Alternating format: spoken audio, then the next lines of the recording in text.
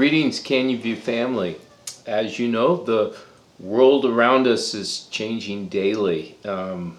Maybe, shall I say, it's changing hourly due to the coronavirus challenge that's before us. And so yesterday, our leadership team, we were meeting and we were discussing what should we do about our midweek services, because the Center for Disease Control and President Trump lowered the number of meetings or people in the meetings to 25, but now they've lowered it to 10.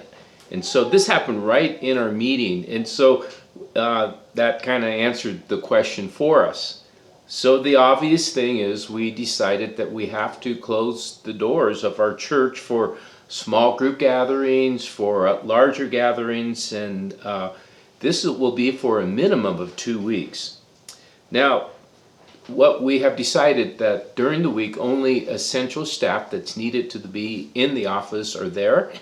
The rest of us that can, we're working remotely, and we are encouraging you to just be creative in ways that you can continue to engage in fellowship.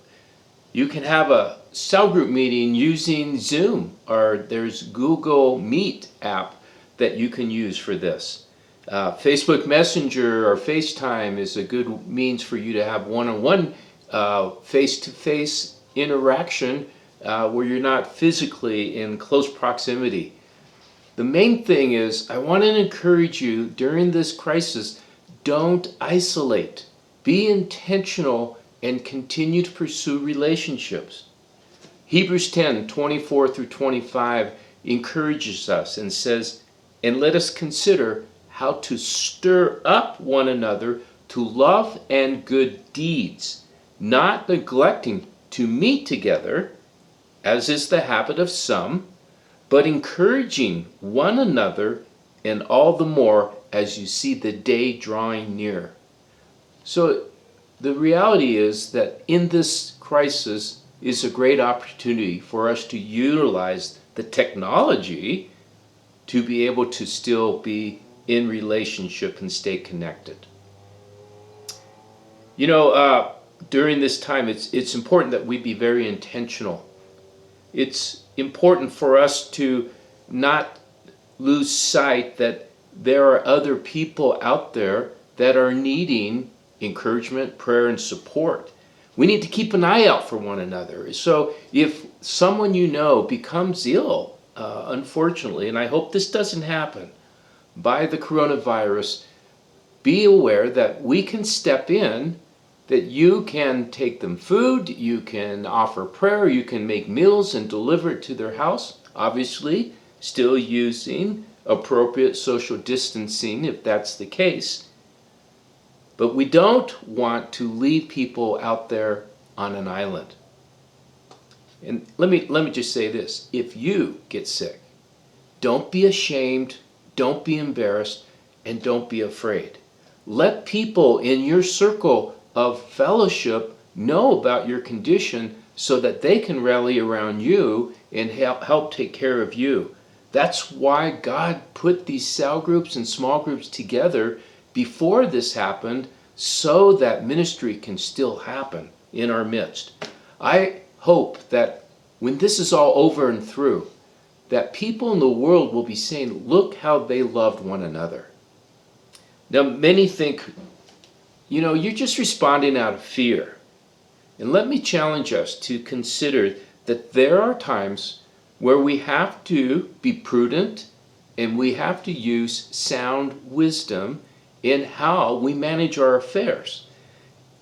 And as we're learning, this social isolation is actually the best way to curb this so that it doesn't spike and grow to what it potentially could grow to. We want to help to ensure to limit physical exposure to the virus. It's like I'm trying to be prudent and wise with managing this physical body that the Lord's given me for now.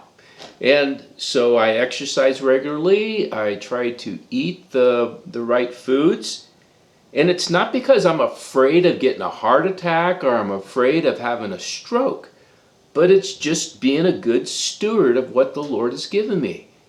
And we just need to steward all of our lives. We need to steward our families. We also need to steward the church during this time. It's an act of love. It's not out of fear.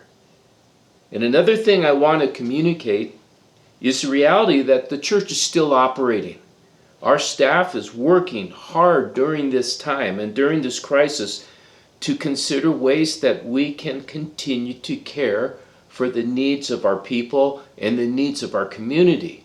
Pastor Bob actually early Monday morning was already contacted by the local food bank, and they have chosen Canyon View to be a distribution site for food for the needy. I'm very thankful for the relationships that our outreach team has been able to develop with organizations like the food bank. That what a blessing that we're one of the first people they contact. We're also talking with Grey Gourmet. We're talking with the school district for our backpack program. We're communicating with the Salvation Army about how we can all continue to partner together to get food to the elderly, to those that are shut-ins, and to feed the children in need. So stay tuned of how this will roll out. Planning is underway as I speak. So friends, these are unprecedented times, obviously. But the Lord wants to use the church to be the light on a hill. The Lord still wants the church to be the salt of the earth. It's why I love Canyon View. It's why I love you guys. Because needless to say, this is an incredible opportunity for us as the church to continue to serve our community with love and compassion. So, the logic is we are still in need of your tithes and your generosity.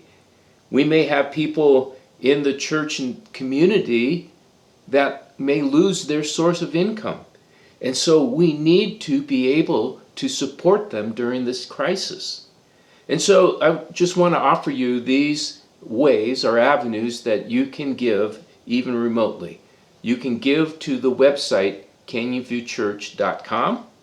You can text Canyon View Vineyard Church at 242-7970, and you give the amount to 73256. You can contact your bank and have them do an auto pay to the church every month, and that's what Jane has done for us. And you can obviously mail in your paycheck, not your paycheck. You can do that if you feel that, but you can mail in your tithe or your offering to the office, or you can come and hand deliver cash in an envelope to the office during our working hours, which is 9 to 12 or 1 to 5, Monday through Thursday. So, friends, thank you for hearing me out. This is just a crazy time, and Jane and I are praying for you all. We're intentionally ourselves hunkering down, and we're trying to make the most of this global crisis.